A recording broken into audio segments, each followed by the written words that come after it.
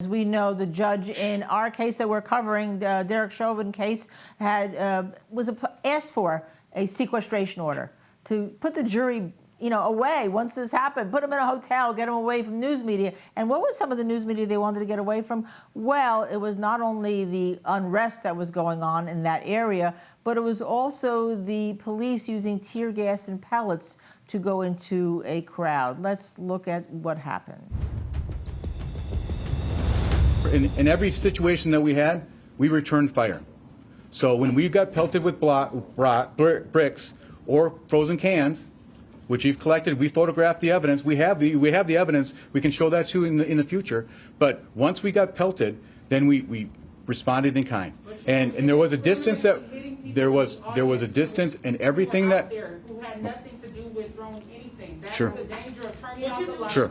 and firing tear gas and firing rubber bullets and firing flashbang grenades at people who were just exercising their First Amendment rights Sure. to freedom of speech. That's the problem, Sheila. I understand that, Did ma'am. you do things differently Would I do things differently last night? than last night? Absolutely The not. protest happened.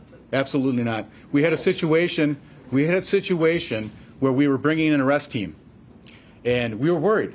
How many people are we going to arrest?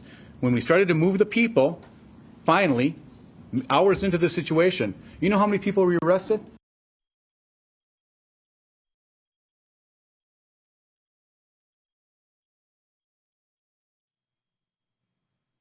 Okay, so that's Chief Gannon. He resigned, and one of the reasons he resigned is because, remember I told you we're going to see the evidence? Well, we couldn't see the evidence because he said, I'll show it to you in the future if you want. So maybe that's one of the reasons he's now resigned, because the press conference that he talked about there kind of was a bit of a disaster. Yes, he released the videotape, but then what happened is we didn't see the evidence, and we had the unrest, and then the chief is gone, Kim Potter is arrested, and here we are. Okay, Dina Dahl, this case, all right, the jury knows about it. How does it affect them when they're deciding the George Floyd case?